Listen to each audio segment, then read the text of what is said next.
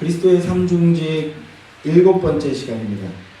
삼중직 7번째 시간, 그리고 그리스도 복된 제사장이라는 제목으로 3번째 시간입니다. 그리스도 복된 제사장이라는 제목으로 계속해서 하나님 말씀 증거하도록 하겠습니다. 성도 여러분, 하나님의 말씀인 성경은요, 지난주에도 말씀드렸지만 일관된 목표를 가지고 우리에게 말씀하고 있습니다. 인간은 하나님만 섬기고 예배하도록 창조되었다. 그러나 뱀의 유혹에 의해 하나님을 버리게 되었고, 그로써 스스로 판단자, 스스로 주체자가 되는 반역을 저질렀다. 그럼에도 하나님은 반역한 그 백성들을 다시 찾아 다시 자기 백성 되도록 하신다. 이걸 조직신학에서 창조경륜이라고 한다고 말씀을 드렸죠. 성경은 이 말씀하고 있어요. 그래서 복음서를 보면 예수님께서도 친히 이렇게 말씀하십니다. 누가복음 19장 10절 말씀을 보면 인자가 온 것은 잃어버린 자를 찾아 구원하려 함이라 이렇게 말씀합니다. 인자가 온 것은, 인자는 예수 그리스도 자신을 말씀하시는 거예요. 잃어버린 자를 언제 잃어버렸습니까? 에덴 동산에서부터 잃어버린 자들입니다. 즉 우리까지 얘기하는 거예요. 그들을 다시 찾아 구원하려 함이라, 다시 백성 되게 하시겠다라고 말씀하시는 겁니다. 이 말씀 안에, 이 짧은 구절 안에도 구속 경륜과 성경의 목표라고 할 수 있는 창조 경륜이 이 짧은 말씀 안에도 모두 다 들어있습니다. 이렇게 하나님은 반역한 백성들을 다시 자기 백성으로 삼기 위해서 속죄라는 구원 방식을 세워주십니다. 하나님이 직접 오셔서 죄인들의 죄값을 대신 치르는 것으로서 그들을 구원하고 다시 자기 백성 되게 하시겠다는 겁니다. 그래서 그 대표로서 특정 민족의 사람들을 하나님 백성으로 삼으셨어요, 먼저. 그리고 그들에게 속죄 제사법을 가르쳐 주시는 겁니다. 제사라는 시스템을 주신 거예요. 그리고 완전한 제물이 와서 완전한 제사를 드릴 것을 알려주시는 겁니다. 이거 니네가 행하고 이거 니네가 증거해, 이렇게요. 그리고 때가 참해 약속대로 하나님이 사람이 되셔서 이 땅에 오셔서 대신 죄값을 치르는 십자가의 죽음으로써 인류를 구원하여 하나님의 백성으로 돌이키셨습니다. 여러분이 예수는 그리스도시요 하나님이라고 고백한다면 바로 그 위에 서 있게 된 거예요. 그 은혜가 있었기 때문에 우리가 그 예배를 할 수 있게 되었다라는 겁니다. 그래서 지난 시간에는 제사와 제물에 대해서 말씀을 드렸습니다. 제사와 제물. 예수 그리스도께서 완전한 제물로 오셨다라는 겁니다. 그리고 그것은 이미 창세기 3장에서부터, 성경의 첫 시작에서부터 그리스도께서 제물로 오심으로써 완전한 제사를 드려질 것이다. 그 완전한 제사를 통해서 너희가 구원 얻고 자녀의 권세, 백성의 권세를 다시 회복하게 될 것이다라는 걸 이미 그 서두에서부터 말씀하고 있었다라는 것에 대해서 우리가 살펴보았었습니다. 성경의 서두에 이미 이 복된 소식, 복음을 먼저 터뜨리듯 선언해 주시고 시작하는 겁니다. 그리고 구약성경 전체를 통해서 다양한 방식과 다양한 모양을 통해서 끊임없이 증명해 주시고 재확인시켜 주시고 재설명해 주시는 겁니다. 그리고 그리스도와 속죄의 제사를 통한 구원과 영생을 얻게 될 거다. 이걸 가르쳐 주셨다고.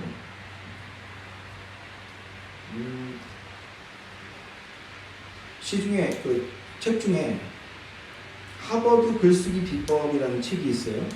글쓰기와 관련된 자기계발서인데 벌써 제목에 하버드라고 써 있으니까 뭔가 엄청 대단한 권위를 지니고 있을 것만 같은 그런, 왠지 이 책을 읽으면 뭔가가 나도 이제 좀 상위 클래스적인 뭔가가 될 것 같은 그런 느낌적 느낌이 있는 그런 제목이죠.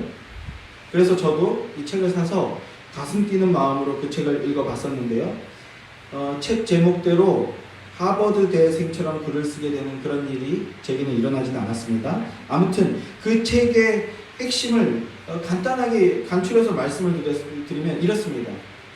4단계로 나누어져 있다는 거예요. 4단계로. 첫째가 먼저 핵심을, 서두의 핵심을 주장하라.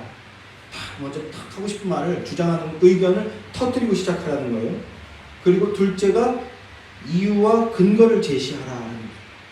너무 당연한 말 아닙니까? 어떻게 보면 이 부분에서 제가 하고 싶은 말이 정말 많지만 오늘은 좀 참기로 하고요. 셋째, 제시한 근거를 다시 증명해라. 제시한 근거가 맞는지 아닌지 네가 증명하는 말을 해라. 너무나 당연한 거죠. 그리고 넷째가 핵심을 거듭 주장해라. 서두에서 주장했던 그 핵심을 거듭 주장해라. 주장한 의견을 강하게 강조함으로써 각인시키라는 거죠. 이렇게 네 가지의 단계를 얘기하고 있는데 하버드 대학생들이 글쓰기 배우는 단계 이렇게 네 단계로 되어 있다고 주장합니다. 그 책이요. 그리고 4년 동안 이 훈련을 한다고 해요. 자, 여러분 이제 우리가 하버드 대생의 핵심 원리를 배웠습니다. 여러분들도 이제 조금만 노력하면 하버드 대생처럼 글 쓰고 말할 수 있게 될 겁니다. 아멘이십니까? 네, 웃지도 않으시고 오늘 뭐 날이 이상한 거 제가 부담이 되네요. 자, 웃자고 한 소리고요. 자, 웃자고 한 소리지만 책은 재밌고 유익합니다. 자, 아무튼 제가 굳이 왜 이 귀한 설교 시간에 이런 말씀 드리겠습니까? 제가 앞서 말할 때 뭔가 딱 연결이 되시지 않았어요? 성경의 진술 방식이 바로 이렇다라는 거예요. 창세기 3장에서 이미 핵심 주장이 뭔지 의견을 탁 터뜨리고 시작하는 겁니다. 복음을 선언하고 시작하는 거예요. 그런 다음에 다양한 방식을 통해서 그것을 근거를 제시하고 근거를 증명하고 그리고 실체가 오셔서 그 근거를 성취해 버리시죠. 그런 다음에 또 주장하는 겁니다. 그래서 제가 구속사에 대한 설교를 할 때마다 창세기 1장, 2장, 3장과 계시록 19장, 20장, 21장, 22장이 대칭을 이룬다. 이 말씀 막 9절 갖다 대면서 말씀을 드렸잖아요. 재각인시켜주는 거예요. 다시 한번 주장함으로써. 뭐예요? 잃어버린 내 백성 다시 찾아 내 자녀 삼겠다 하는 이 창조 변명입니다. 하나님만 섬기고 예배하는 자 만들어내겠다. 이 말씀 하시는 거라는 겁니다. 하버드대 교수나 학생들이 똑똑한 사람이니까 아마 성경에서 이 진리를 발견하지 않았을까? 이 진술 방식을 따온 것이 아닐까? 저는 개인적으로 그렇게 생각이 들더라고요. 그 책을 읽을 때도. 자, 원형이 인생의 진리를 가르치는 비법의 원형이 저는 성경에 있다라고 주장하는 겁니다. 하나님의 방식에 모든 게 나타나고 있다는 거예요. 우리가 지난주에 살폈습니다만 구약 성경 레위기서에서 화목 제사에 대해서 말씀합니다. 피와 기름과 고기를 드리는 화목 제사를 드림으로써 하나님께서 요구하는 공의가 충족되고 그리고 그뿐만 아니라 성도는 영원한 소득을 얻게 된다라는 그런 제사입니다. 화목제물 되신 분에 대한 말씀, 복음을 듣고 날마다 복음을 더 믿음으로 고백할 때 이 역사 속에서 오고 오는 모든 이들이 동일한 복과 의를 얻고 은혜를 누리게 된다는 겁니다. 그래서 로마서 3장 25절 말씀을 보면 이렇게 말씀합니다. 제가 읽어드릴게요. 이 예수를 하나님이 그의 피로써 믿음으로 말미암는 화목제물을 세우셨으니 이는 하나님께서 길이 참으시는 중에 전에 지은 죄를 간과하심으로 자기의 의로우심을 나타내려 하십니다. 이렇게 말씀하죠. 예수님이 지신 십자가가 화목제사였다는 거예요. 예수님이 십자가에서 흘리신 피가 화목제사를 성취하는 피였다라는 겁니다. 그 십자가로서 죄인인 인간들이 그들의 죄에서 해방을 얻을 수 있게 되었고 그리고 죄에서 해방됨으로써 의인이라 칭함을 얻게 되었다라는 거예요. 그리고 그 십자가 복음을 듣고 그 십자가가 나를 위한 십자가였음을 날마다 고백할 때마다 우리는 그 은혜 안에서 또다시 감사와 감격을 누리게 되고 그리고 생명을 얻게 되고 생명으로 충만하게 되고 그럼으로써 기쁨과 평강을 누리게 된다는 겁니다. 그게 영원한 소득이라는 거예요. 우리가 성경을 통해 복음을 들을 때 생명의 떡을 먹게 되는 것이고요. 그게 성찬식의 의미라고요. 복음을 통해 믿음 고백할 때 영원한 생명이라는 소득을 또 얻게 된다는 겁니다. 그래서 예수의 교회가 뭐 강조합니까? 믿음 고백하자, 믿음 고백해라. 이거 계속 강조하는 겁니다. 영원한 소득을 여러분들이 이 자리에서도 누리시고, 가정에서도 누리시고, 직장에서도 누리시고, 길 가다가도 누리시고, 반복할 때도 다시 누리시고, 그렇게 되는 거예요. 그 은혜를 충만히 누리시는 여러분들이 소망합니다. 예수님이 화목제물 삼으셔서 우리의 죄를 용서하시고 의인이라고 칭해주시고 자녀되게 해주신, 말로 다 할 수 없는, 하늘을 두루 말을 삼고 바다를 먹물 삼는다 해도 다 기록할 수 없는 그 하나님의 크신 충만한 사랑, 그 충만한 사랑을 누리는 여러분들이 되시기를 주님의 이름으로 축원합니다. 자, 그래서 이제 십자가 화목제사가 성취됨으로써 이제 우리는 더 이상 피의 제사를 드리지 않습니다. 이제는 실제로 동물이 피 흘리는 제사가 필요 없어졌어요. 제사의 모든 내용이 십자가에서 다 이루어졌기 때문입니다. 그래서 예수님께서 테텔레스타이, 다 이루었다 이렇게 말씀하신 거라고요. 그래서 이제 우리는 복음이면 충만합니다. 복음이면 충분합니다. 복음만 있으면 돼요. 복음은 모든 믿는 자에게 구원을 주시는 하나님의 능력이다 이렇게 말씀하고 있잖아요. 우리는 복음 듣고 복음을 통해서 믿음 고백하면 충분한 시대를 살고 있습니다. 그래서 우리는 이제 예배를 드립니다. 제사를 흉내내는 어떤 그 퍼포먼스를 하지 않고요, 예배를 드립니다. 그러니까 여러분, 예배는요 제사가 아니라는 겁니다. 우리 제사 드리지 않아요. 그래서 오늘날 예배를 인도하는 그 사람을 뭐라고 부릅니까? 목사라고 부릅니다. 목사. 이게 종교개혁 이후부터 생겨난 새로운 이게 칭호인데요. 목사라고 부릅니다. 무슨 말씀을 드리려고 하는 것이냐면요, 목사는요 제사장이 아닙니다. 목사는 제사장이 아니에요. 또한 제사장적 권위를 지닌 존재도 아닙니다. 권위는 오직 어디에 있습니까? 예수 그리스도에게만 있습니다. 그러니까 목사가 힘써서 예수 그리스도 증거할 때 목사에게도 권위가 생기는 거지, 목사가 예수 그리스도의 이름과 그분의 사역을 빼놓고 다른 거 얘기하면요, 그는 목사가 아닌 거예요. 제가 만약에 그런 짓 하면 목사가 아니게 되셨네요, 허허허 이렇게 얘기하시면 돼요. 우리 집사님이 저를 또 이렇게 그 광채가 나는 걸 보시니까 제가 약간 움찔하는데 그럴 사람이라서 그렇게 해주셔야 돼요. 그게 그리스도의 사랑입니다. 그런데요, 오늘날 여전히 목사를 제사장으로 여기는 사람들이 있어요. 목사를 제사장쯤으로 여기고 최소한 제사장적 권위와 지위를 지닌 그런 존재, 그게 뭡니까? 일반 성도들보다는 한층 좀 높은 존재쯤으로 여기는 그런 분들이 여전히 있다라는 겁니다. 제가 예전에 어떤 친한 지인과 글을 나누는데, 문자로 나누는데 그러더라고요. 그러니까 나도 성도로서 많은 은혜를 누리고 있어, 뭐 이런 골자 얘기를 하니까, 에이 오빠는 목사잖아요 이렇게 얘기를 해요. 그래서 제가 또 그만 참지 못하고, 목사도 성도야, 아주 부드럽게 얘기했어요. 제 딴은요, 목사도 성도야. 목사는 제사장적 권위를 지닌 우월한 존재가 아니고, 목사도 설교하고 복음 증거할 때, 강단에 섰을 때나 무슨 특별한 권위를 지닌 목사지, 내려오면 동일한 성도라는 취지에서 목사도 성도야 라고 했더니 자기 틀린 거 지적했다고 기분 상해서 그동안 그 뒤로 몇 년 동안 말을 안 붙이더라고요, 저한테. 근데 그게 그리스도의 사랑입니다. 목사도요 성도예요. 강단에 섰을 때, 강단에서 증거되는 복음 때문에 어떤 권위를 가지는 거지 성도입니다. 그러니까 목사는 제사장이 아니라는 거예요.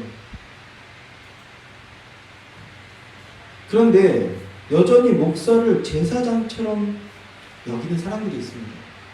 왜 그럴까요? 목사가 그렇게 가르쳐서일까요? 만약에 목사가 그렇게 가르쳤다면 그건 가짜 목사입니다. 그냥 깨끗하게 지워버리세요. 그렇게 가르치고 그렇게 배워서 그런 거라면 깨끗하게 마음 안에서 지워버리십시오. 사실 이건 너무 1차원적인 수준의 이야기예요. 그런데도 누군가에겐 신앙생활 전체가 걸린 아주 심각한 얘기일 수도 있는 겁니다. 그래서 굳이 이런 말씀을 드리는 거예요. 이 귀한 설교 시간에. 그래서도 우리가 삼중직 교리와 이 삼중직 설교가 필요한 겁니다.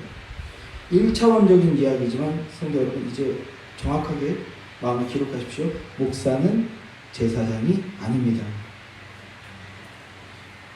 그런데요, 여러분, 목사는요, 제사장이 맞습니다. 응? 목사는 제사장이 아닌데 목사는 제사장이 맞습니다. 무슨 말일까요? 아주 간단한 트릭인데요. 베드로 사도께서 그의 서신에서 너희는 왕같은 제사장이다 이렇게 말씀하고 있잖아요. 그러니까 예수 그리스도를 믿고 구원받은 모든 성도에게 새로운 정체성이 부여되는데 그 정체성이 뭡니까? 왕이자 제사장인 존재라고요. 그러니까 목사도 성도니까 그리스도인으로서 제사장이 된 것이고요. 그리고 여러분들도 모두 다 왕이요 제사장인 겁니다. 그런 차원에서 우리가 다 제사장이고 목사도 제사장이고, 그 차원을 벗어난 얘기라면 아니라고 버리시라는 거예요. 자, 다시 한번 말씀드립니다. 이제는 목사가 제사장이다, 이런 잘못된 거짓된 이설에 속지 마시기 바랍니다. 목사만 하나님 만날 수 있는 게 아닙니다. 목사를 통해야만 하나님을 만날 수 있는 것도 아니라는 겁니다. 그래서 우리가 중보 기도라는 표현도 그 의미와 내용을 정확하게 이해한 다음에 이 중보 기도라는 표현을 좀 쓸 필요가 있어요. 그래서 제가 그거 가르치느라고 그리스도께서 중보자이신 것을 믿는 그 믿음 안에서 중보자적 기도를 합시다 이렇게 얘기를 하면 이미 기도가 날아가거든요. 그리고 또 목사에게 기도 받는다 라는 이 표현도요, 굉장히 위험합니다. 우리가 다 제사장이기 때문에 우리가 다 하나님 앞에 직접 나가서 기도할 수 있는데, 그런데 목사가 일반 성도들보다는 그래도 조금 더 많이 기도를 하는 자이지요. 그래야 되겠지요.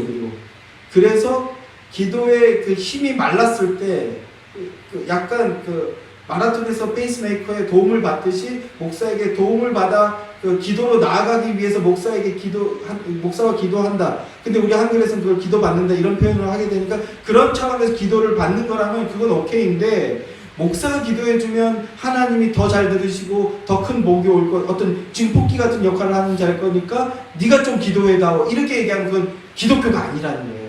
제가 그래서 중보 기도를 안 했어요. 그런 차원에서. 그랬더니 우리가 너무 기도를 안 하게 되더라고요. 그래서 중보 기도라는 표현도 좀 쓰고 같이 제가 때로는 머리에 손도 얹고 기도를 하는 것인데, 다시 한번 말씀드리지만 목사가 제사장이기 때문에 그렇게 기도하는 것이 아니라 조금 더 기도의 경험과 힘이 있기 때문에 연약한 지체를 끌어내기 위한 차원에서 그렇게 기도하는 것이다 라는 것도 기억하시기 바랍니다. 자, 다시 한번 목사를 통해서만 하나님 만날 수 있다, 그런 건 사입이고 미신이고 사입입니다. 그런 주장하면 물리쳐 버리시기 바랍니다. 신약 시대는 새언약의 시대입니다. 새언약이라는 것은요, 각 사람의 마음에 예수 그리스도께서 나를 위해 죽으시고 부활하신 하나님이시다는 걸 믿고 고백하는 그 각 사람의 마음에 이제 직접 영이 들어가는 거예요. 이전엔 제사장을 통했지만 이제는 각 사람의 마음에 직접 새 영이 부어지게 된다는 겁니다. 목사란 앞장서서 그 복음을 전하는 자인 거예요. 그 복음을 전하는 자. 대신 하나님께 가서 회개를 구해주거나 대신 성도의 죄를 용서해주는 그런 어떤 우월적이나 특권적인 희한한 능력을 가진 그런 존재가 아니라는 겁니다. 그건 제사장 시대, 구약 시대에 다 끝났습니다. 새언약 시대에는 이제 우리 모두가 다 제사장이라는 겁니다. 그럼에도 오늘날 여전히 목사를 제사장으로 여기며 순전한 마음으로 목사를 섬기는 그런 존재들을 보게 된다는 거예요. 아마도 그건요, 두 가지 이유 때문일 것이라고 생각합니다. 첫째는요, 성경이 말씀하는 제사가 무엇인지, 제사가 무엇을 모용하는 것인지 알지 못하기 때문일 것이고, 그리고 둘째는요, 제사장의 역할과 제사장의 모형에 대해서 제대로 된 이해를 갖고 있지 못하기 때문이라고 저는 생각합니다. 그래서 오늘은 계속해서 제사장에 대해서, 지난주에는 이제 제사에 대해 말씀드렸는데 제사에 이어서 제사장의 역할과 모형에 대해서 함께 상고해 보도록 하겠습니다. 구약에서 실제적으로 제일 먼저 기름 부음을 받아 직분에 임명된 것이 메시아가 된 것이라고 말씀드렸죠. 바로 제사장직이었다라는 말씀을 드렸었습니다. 본문 레위기 8장 말씀은요, 제사장을 임명하는 위임식에 대한 말씀입니다. 8장 12절 13절 말씀 다시 한번 함께 읽을까요? 시작. 또 관유를 아론의 머리에 붓고 그에게 발라 거룩하게 하고 모세가 또 아론의 아들들을 데려다가 그들에게 속옷을 입히고 띠를 띄우며 관을 씌웠으니 여호와께서 모세에게 명령하신 것과 같았더라. 자, 이렇게 첫 번째로 제사장을 세우는 위임식으로서 아론과 그의 아들들이 제사장으로 임명이 되는 장면입니다. 8장 1절부터 5절 말씀도 한번 읽겠습니다. 함께 읽을까요? 8장 1절부터 5절 말씀 시작. 여호와께서 모세에게 말씀하여 이르시되 너는 아론과 그의 아들들과 함께 그 의복과 관유와 속죄제의 수송아지와 순양 두 마리와 무교병 한 광주리를 가지고 온 회중을 회막문에 모으라. 모세가 여호와께서 자기에게 명령하신 대로 하매 회중이 회막문에 모인지라. 모세가 회중에게 이르되 여호와께서 행하라고 명령하신 것이 이러하니라 하고 라고 말씀하고 있어요. 여기서 회막은요 성막의 다른 표현입니다. 거기에 성도들이 모일 때는 만남의 장사라고 해서 회막이라는 표현을 써요. 모세가 그 회막에서 여호와께서 행하라고 명령하신 그대로 행하고 있습니다. 제사 행위를 행할 제사장을 기름을 부어서 임명하고 있는 겁니다. 아론과 그의 아들들이 첫 제사장으로 세워지고 있는 거예요. 결론적으로 아론과 그의 아들들이 제사장으로 임명이 되며 기름 부음을 받았다는 것은 참 대제사장이신 예수 그리스도를 모형하는 것이었다라는 겁니다. 그가 세워지는 것은 진정한 대제사장이신 예수 그리스도가 훗날 오셔서 그분이 제사장의 모든 역할을 완전히 이루어질 것이라는 것을 사람들이 믿고 바라보게 하는 역할이었다라는 거예요. 즉 복음을 나타내는 것이었다라는 것이 지난 시간에 나눴던 내용입니다. 성도는 모든 말씀을 복음으로 볼 수 있어야 합니다. 그러니까 레위기 8장의 위임식 말씀도 복음으로 보고 복음으로 해석할 수 있어야 됩니다. 그래서 제사장 위임식의 절차를 우리가 간단하게 살펴본 다음에 그 복음적 의미에 대해서도 함께 나누도록 하겠습니다. 6절 말씀입니다. 다 같이 6절 말씀 함께 시작. 모세가 아론과 그의 아들들을 데려다가 물로 그들을 씻기고 라고 하죠. 먼저 그들을 물로 씻긴다고 합니다. 왜 그럴까요? 기름 부음을 받을 제사장이지만 그들도 사람이고 죄인이기 때문에 먼저 그들을 물로 씻기고 성결하게 만드는 작업을 해야 됩니다. 그런데 우리 예수 그리스도는 그러실 필요가 없는 분이세요. 그럼에도 굳이 물로 들어가서 세례를 받으셨죠. 죄인과 같은 자리에 내려가시기 위해서. 자, 그리고 7절 말씀을 보시면요. 아론에게 속옷을 입히며 띠를 띄우고 겉옷을 입히며 에봇을 걸쳐 입히고 에봇에 장식띠를 띄워 에봇을 몸에 메고 이렇게 말씀하고 있습니다. 옷을 입힌다라고 합니다. 속옷과 어깨띠와 그리고 겉옷인 에봇을 입힙니다. 지난주에 그래서 이 옷이 상징하는 모형에 대해서 간단하게 설명을 드렸었습니다. 에봇은 조끼를 말하는데요. 여기 이렇게 입게 되는 조끼를 말하고 또 그 위에 흉패를 두릅니다. 그 흉패에는 12개의 보석이 있어요. 그래서 계시록에 가면 12보석 얘기가 나오는 거예요. 근데 이 레위기서를 모르고 구약을 모르면 천국에 가면 12개의 보석이 있다. 이런 그 정말 유치한 수준의 성경 해석들이 난무하던 시절이 있었고, 그래가지고 그 천국의 12보석을 채우기 위해서 그래서 막 그 예금 예치하듯이 선입금 하듯이 막 헌금 강요하던 그런 유치한 시절이 있었는데 전혀 아니에요. 천국에 있는 12보석은 뭐라고요? 우리 성도를 얘기하는 거라고, 성도. 그래서 저희가 성도의 교제 시간에 뭐라고 인사 나눕니까? 당신은 주님의 보석이십니다. 이 땅의 시간은 주님의 보석으로 세공되는 과정이다. 이걸 성화라고 하잖아요. 그것이 이미 그 제사장 옷에부터 다 이미 예표되고 있었다는 거예요. 자, 그 흉패에 12개의 보석이 있는데 그 제사장이 그걸 가슴에 품고 하나님께 나아간다는 그런 뜻인 겁니다. 그리고 어깨에는 호마노라고 하는데 어깨띠를 두르는 거예요. 근데 한편에 6개, 한편에 6개, 12개입니다. 또 뭐죠? 이스라엘 민족이고 이스라엘 민족은 교회잖아요. 우리 얘기한다라는 거예요. 그러니까 제사장이 그 흉패를 두르고 호마노를 두르고 이렇게 지성소로 들어간다는 것은요, 이스라엘의 죄를 제사장이 대신 내고 이스라엘을 사랑으로 품에 안고 하나님 앞으로 나아간다. 이런 뜻이 담겨 있는 거라고요. 1년에 한 번 대속제일에 이와 같이 이스라엘과 그 죄악을 품고 지성소까지 들어가는 제사를 드립니다. 대속죄이라고 말하는데, 그런데 히브리서 9장 11절 말씀을 보게 되면 그리스도께서는 장래 좋은 일의 대제사장으로 오사 단번에 손으로 짓지 아니한 것 곧 이 창조에 속하지 아니한 더 크고 온전한 장막으로, 천국 얘기하는 거죠. 천국에 있는 성소 얘기하는 겁니다. 그게 진짜 성소라고요. 그 더 크고 온전한 장막으로 들어가셨다 이렇게 말씀합니다.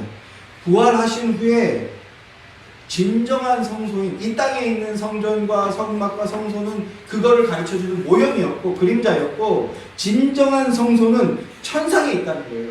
예수님께서 제사장으로서 천상의 보좌에 올라가신 겁니다. 그게 승천입니다. 제위라고 하고요. 그리고 그곳에서 대제사장으로서 제사장의 역할을 완벽하게, 완전하게, 영원하게 우리를 위해서 수행하고 계시는 거예요. 그게 뭡니까? 중보자입니다. 우리를 위해서 간구하고 계신 거예요. 주님, 아버지 하나님, 오늘도 우리 임장 성도가 속이 안 좋은 것 같습니다. 그 속을 만져주시고 예배에 전심할 수 있게 도와주세요. 이렇게 간언하는 거, 그 일을 하고 계신다고요. 우리 하나님은요, 광대무변하신 분이기 때문에 주의 백성을 단 한 명도 놓치지 않고 주의 백성의 머리카락까지 센 바 되신 분이잖아요. 그의 마음의 길이 어디를 또 흩어지는지 하나도 놓치지 않고 보시는 분이세요.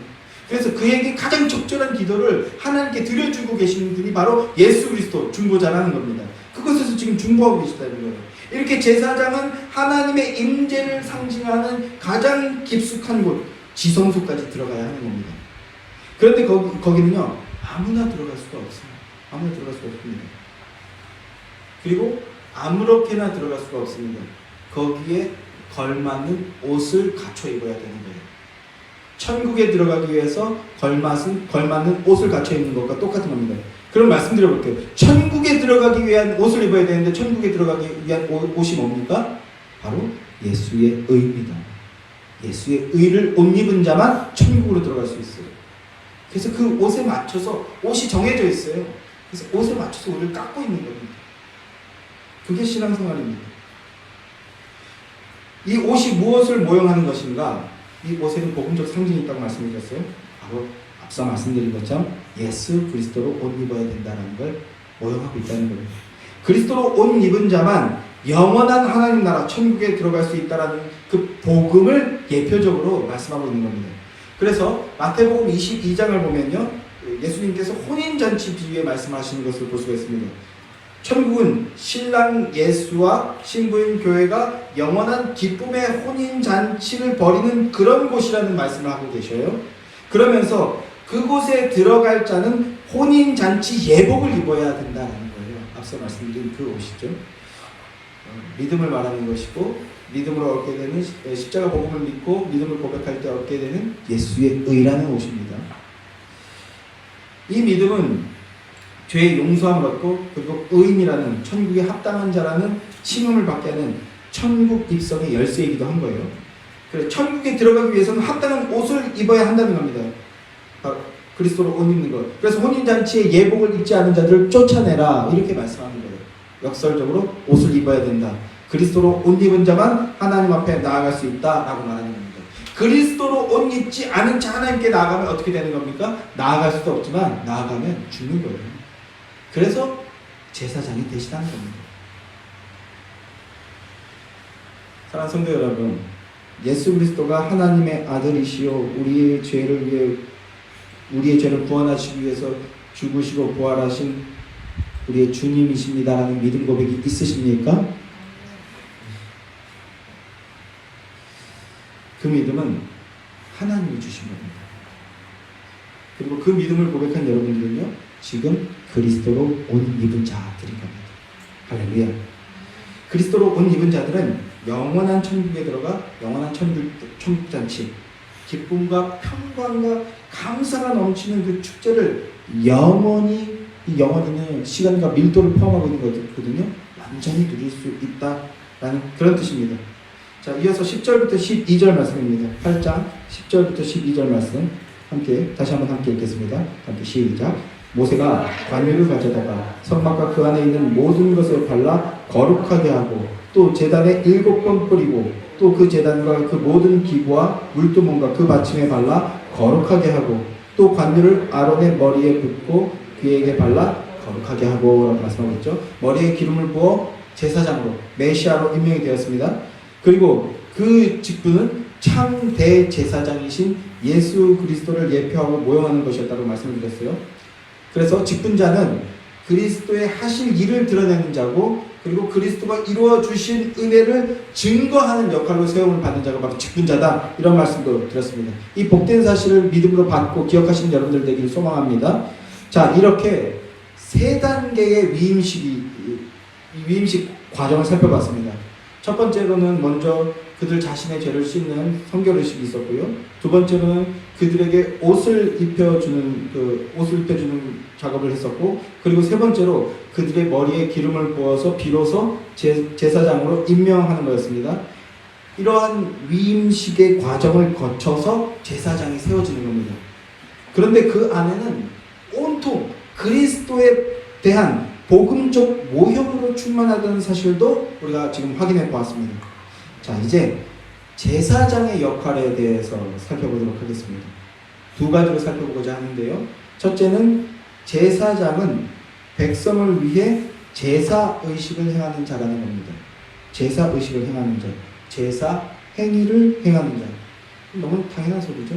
자, 레위기 9장 7절 말씀 한번 보겠습니다. 시작. 모세가 또 아론에게 이르되 너는 제단에 나아가 내 속죄제와 내 번제를 드려서 너를 위하여 백성을 위하여 속죄하고 또 백성의 예물을 드려서 그들을 위하여 속죄하되 여호와의 명령대로 하라. 자, 제사장은 범죄한 인간들이 하나님 앞으로 나올 수 있도록 대신 제사를 드려주는 자입니다. 이 제사 제도는요, 소망을 가지게 하는 거예요. 율법을 통해서 죄인인 게 폭로가 됐어요. 거기에서 끝나는 게 아닙니다. 기록되면요. 예수 천당 신지역 이렇게 찌르면서 야 이 죄인아 이러고 막 신랄하고 끝나는 게 아니에요. 그건 진정한 복음이 아닙니다. 거기까지만 증언하면 그는 부족한 복음을 전한 거고요. 다른 복음이 되는 거예요. 그건 잘못된 행위입니다. 어디까지 얘기해야 됩니까? 십자가까지 얘기해야 돼요. 무슨 말입니까? 율법으로 인해서 내 자신이 죄인인 게 깨달아졌다면 이제 제사장을 통해서 제사를 드릴 수 있게 된다. 이 소망을 가지게 하는 거예요. 어떤 죄든 하나님 앞에 나아가면 용서함을 받게 된다는 거예요. 그런데 이 제사 제도는 그 어떤 행위나 퍼포먼스의 핵심이 있는 게 아닙니다. 어떻게 하느냐? 기독교는 그게 중요한 게 아니라고요. 죄악된 인간의 본성은 어떤 겁니까? 내가 이 인간이 정성껏 제사를 드리면 내 제사하고 예배하는 이 태도와 마음가짐이 너무나 갸륵해서, 그래서 하나님도 감동하여서 그 감동에 따라 상응하는 복을 내릴 것이다, 이런 기대를 갖는 게 죄인이라는 거예요. 그런데 아니라는 겁니다. 올바른 신앙이 아니에요. 그건 기독교가 아닙니다. 제사 제도의 핵심은 소망을 가지고 하나님 앞에 나오는 죄인의 심령, 마음에 있습니다. 계속 이 얘기하게 되는 거예요. 성경은. 시편 50편 16절 17절 말씀을 보면 주께서는 제사를 기뻐하지 아니하시나니 그렇지 아니하면 내가 드렸을 것이라. 주는 번제를 기뻐하지 아니하시나이다. 하나님께서 구하시는 제사는 상한 심령이라, 깨어진 마음이라. 하나님이여 상하고 통회하는 마음을 주께서 멸시하지 아니하시리이다. 소망과 확신으로 지금 찬양하고 있지 않습니까? 이게 성도의 모습이에요. 하나님께서는 제사라는 행위를 원하시는 게 아니고, 하나님, 저는 제사가 필요한 자입니다. 제물을 통해서 드려지는 은혜가 필요합니다 하는 그 고백이 있는 그 상한 심령이라는 겁니다. 주여, 나는 구제불능입니다. 주님의 은혜가 없으면 나는 불가능한 자입니다. 주님, 이런 나를 불쌍히 여겨주시고 긍휼히 여겨주시고 은혜를 주십시오 하는 이런 깨어진 마음, 겸손한 마음을 내어놓기를, 그 마음을 원하시고 계신다라는 거예요. 그 마음에서 나오는 제사 행위를 원하신다라는 거지, 마음은 없으면서 화려하거나 아니면 지극정성의 행위는 하나님이 원하시는 것이 아니라는 겁니다. 그리고 제사장은요, 재물의 크기를 원하는 게 아니라 그 마음을 원하는 거예요. 그 마음을 가지고, 상한 신령을 가지고 하나님 앞에 나아가는 겁니다. 부패한 인간은요, 끊임없이 실수하고 범죄를 저지릅니다. 그래서 언감생심 어떤 생각합니까? 나 같은 게 무슨 예배를 드려? 나 같은 게 무슨 소망을 가지고 하나님 옆에 나아가? 이렇게 소망을 잃어요. 근데 그것도 죄입니다. 교만이에요. 예수님께서 하나님께서 제사 제도를 주신 건 어떤 죄인이든 나오면 용서받는다라는 소망과 확신을 주시는 거지, 네가 용서받을 수 있는 자인지 아닌지 너 한번 판단해봐라 라는 게 아니에요. 그게 아닙니다. 인간은 하나님께 나아갈 소망마저 잃게 됩니다. 그런데 하나님께서 주신 제사제도와 대신 제사 드려주는 제사장이 있기에 다시 한번 소망을 가지고 하나님 앞에 나아갈 수 있게 됩니다. 그 나아가서 용서함을 받게 되고 깨끗게 되고 거룩게 되는 거예요. 자, 그게 제사의 은혜이고 제사장을 두신 이유입니다. 제사장의 역할 두 번째는 하나님과 사람 사이를 중개하는 중보자의 역할입니다. 진정한 중보자는 예수 그리스도밖에 없습니다. 고발의 기능을 하는 선지자가요, 하나님 편에서 사람에게 무언가를 전달하는 그런 존재라면, 제사장은요, 이 사람 편에서 하나님 편으로 뭔가를 전달하는 그런 기능을 가진 존재예요. 선지자가 위에서 아래로라면 제사장은 아래에서 위로 전달하는 존재라고요. 자, 레위기 10장 17절 말씀을 한번 보겠습니다. 레위기 10장 17절 말씀입니다. 레위기 10장 17절 말씀 시작. 이 속죄 제물은 지극히 거룩하거늘 너희가 어찌하여 거룩한 곳에서 먹지 아니하였느냐. 이는 너희로 회중의 죄를 담당하여 그들을 위하여 여호와 앞에 속죄하게 하려고 너희에게 주신 것이니라. 이렇게 말씀하고 있죠. 회중의 죄를 담당하게 하려고. 이게 제사장의 역할이라는 거예요. 이거 하라고 제사장 세우셨다는 겁니다. 제사장은 백성들의 죄악을 담당하는 거예요. 그런 차원에서 목사는 제사장적 역할을 하는 게 맞습니다. 또 직분자도 제사장 역할을 하는 게 맞습니다. 그런 차원에서 뭡니까? 연약한 성도의 아픔과 고통을 대신 들어주는 거죠. 같이 들어주는 거죠. 목사나 직분자들이지만 그 대신 내가 감당해주겠다는 마음이 있는 자들이라면 누구나 그 역할을 함께, 그런 자들이 많은 교회가 아름다운 교회고 참된 복음의 교회인 거죠. 함께 들어주고 함께 눈물 흘려주는 거예요. 그게 제사장의 역할이라는 겁니다. 백성들의 그 죄악을 하나님 앞으로 가져가는 중개자의 역할을 하는 게 제사장이라는 거예요. 그래서 출애굽기 28장 38절 말씀을 보면 이렇게 말씀합니다. 이 패를 아론의 이마에 두어 그가 이스라엘 자손이 거룩하게 드리는 성물과 관련된 죄책을 담당하게 하라 라고 말합니다. 죄책을 담당하게 하라. 이 제사장의 역할이라는 걸 말씀하고 있어요. 이스라엘 백성들의 죄책을 대신 담당하게 하라는 거죠. 또 민수기 18장 1절 말씀에도 이렇게 말씀합니다. 여호와께서 아론에게 이르시되 너와 내 아들들과 내 조상의 가문 성소에 대한 죄를 함께 담당할 것이요 라고 말씀합니다. 죄를 담당하게 하라. 백성들의 죄악을 담당하는 것이 제사장의 역할이고 그 죄악을 하나님 앞으로 가져가는 게 제사장의 역할입니다. 그리고는 하나님께 나아가 죄를 대신 드려짐으로 말미암아 그 피를 통해서 죄가 없이 하면 된다고 선언하게 되는 거거든요. 그 다음에 뭡니까? 하나님 편에서 오는 축복이 있어요. 하나님 편에서 오는 축복이 있습니다. 하나님의 축복을 백성들에게 전달하는 것 또한 제사장의 역할입니다. 자, 우리가 이것 한번 찾아서 같이 읽어보겠습니다. 민수기 6장 23절부터 27절 말씀입니다. 흔히 구약의 축도라고 말씀하는 그 본문인데요. 민수기 6장 23절부터 27절 말씀입니다. 복음 안에 있는 왕이요 제사장인 자들은 이 말을 증언해야 된다는 거예요. 민수기 6장 23절부터 27절 말씀 함께 시작. 아론과 그의 아들들에게 말하여 이르기를 너희는 이스라엘 자손을 위하여 이렇게 축복하여 이르되 여호와는 내게 복을 주시고 너를 지키시기를 원하며 여호와는 그의 얼굴을 내게 비추사 은혜 베푸시기를 원하며 여호와는 그 얼굴을 내게로 향하여 드사 평강 주시기를 원하노라 할지니라 하라. 그들은 이같이 내 이름으로 이스라엘 자손에게 축복할지니 내가 그들에게 복을 주리라. 축복하여 이르되 복을 주시기를 원하신다.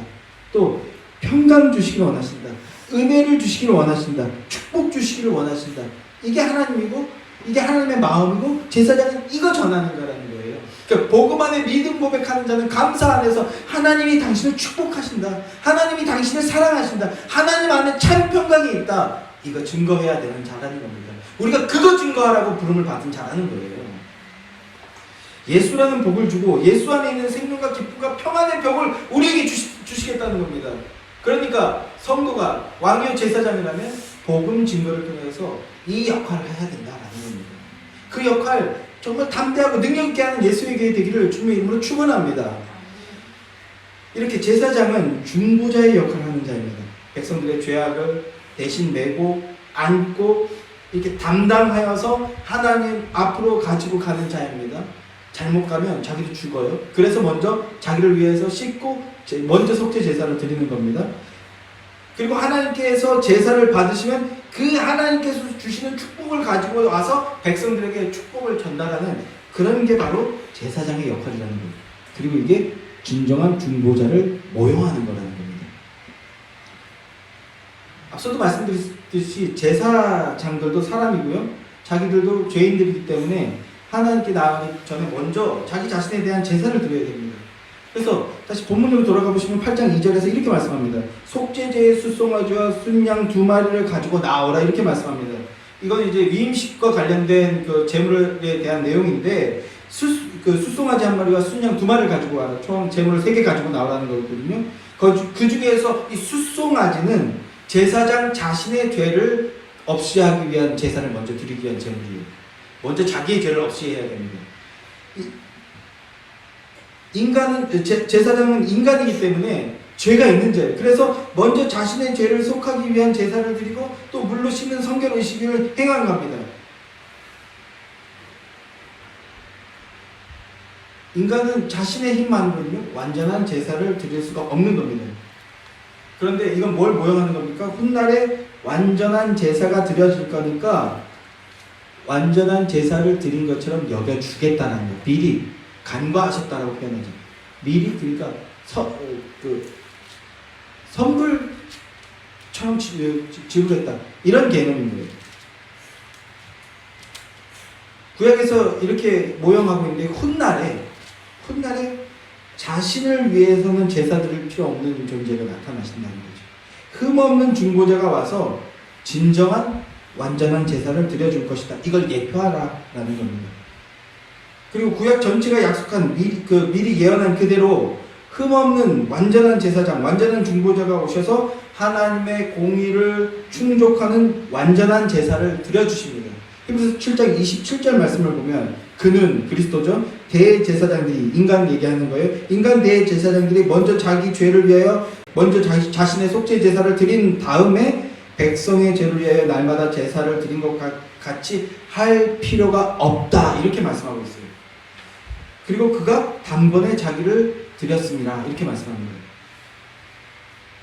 예수님은 완전한 제물이요 제사장이기 때문에 인간 제사장이 한 것처럼 자기의 죄를 씻는 속죄 제사를 드릴 필요가 없어요.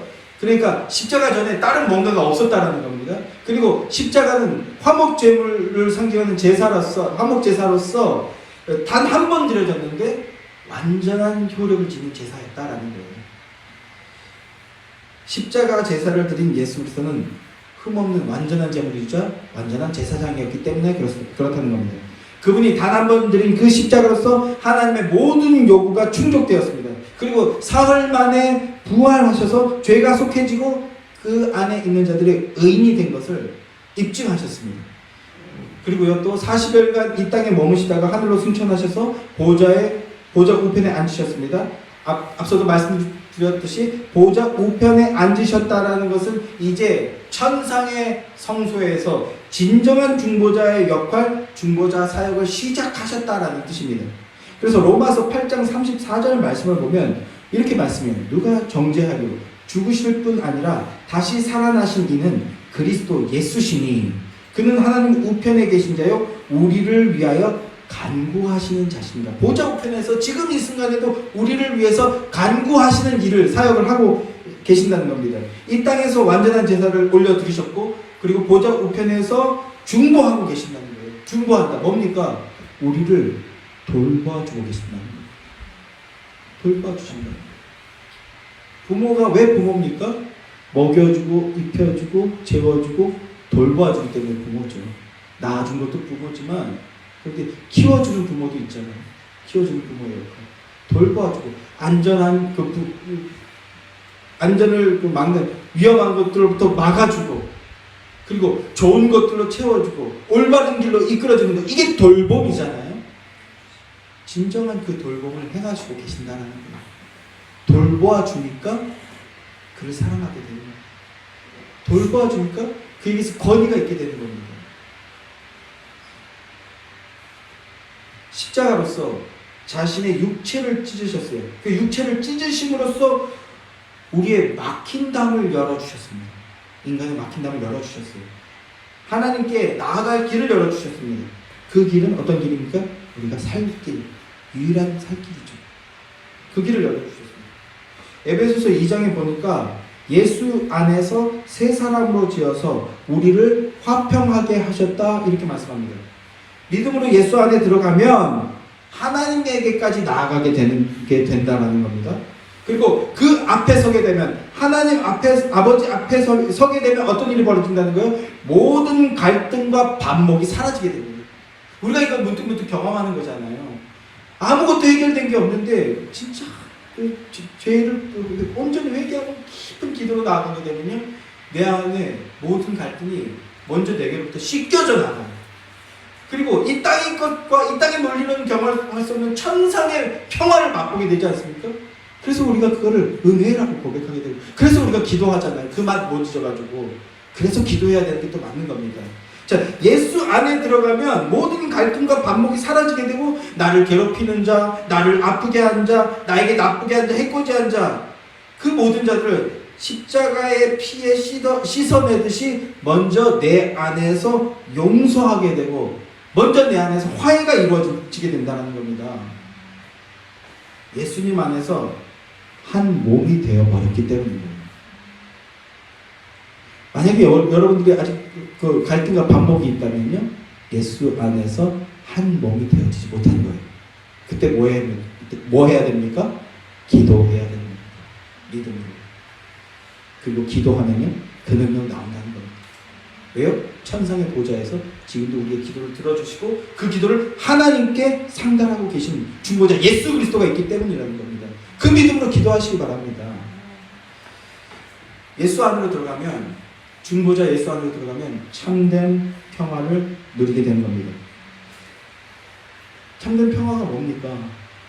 세상으로는 표현할 수 없는 그 은혜와 감사와 기쁨과 논리로 설명이 안 되는 소망이 넘치는, 이걸 생명력이라고 하거든요. 이 생명력이 넘치는 삶을 살아드리게 된다는 거예요. 그게 그리스도인들의 특권이고 은혜고 능력입니다. 그래서 지금 이 순간에도 오늘도 중보자 예수 그리스도께서 우리를 위해 간구하신다 말씀합니다. 우리를 돌보아주고 계신다는 겁니다. 우리 예수 그리스도께서 우리를 돌봐주고 계십니다. 할렐루야. 믿음으로 그 예수 그리스도 안에 있을 때 하나님과 화평을 누리게 된다고 성경이 말씀합니다. 예수님은 이 일을 위해서 중보하시는 분이십니다. 예수님이 우리의 평화의 근거입니다. 진정한 중보자이신 예수 그리스도의 중보를 힘입어 믿음으로 하나님 앞에 나아가면 참된 평화, 참된 화평을 누리게 됩니다. 그리고 그 안에 있을 때 모든 아픔과 약함과 고통은 씻겨나가고 갈등도 사라지고 평화를 누리게 됩니다. 믿음으로 그 예수 그리스도를 바라고 의지하는 여러분들 되시길 소망합니다. 예수 그리스도께 모든 문제를 맡기고 의지하시는 믿음의 사람들이 되시길 주님의 이름으로 기원합니다. 그때 참된 안식과 기쁨과 평화가 넘쳐나게 될 것입니다. 이 참 대제사장의 은혜를 누리는 복된 그리스도인들이 되시기를 주님의 이름으로 축원합니다. 기도하겠습니다.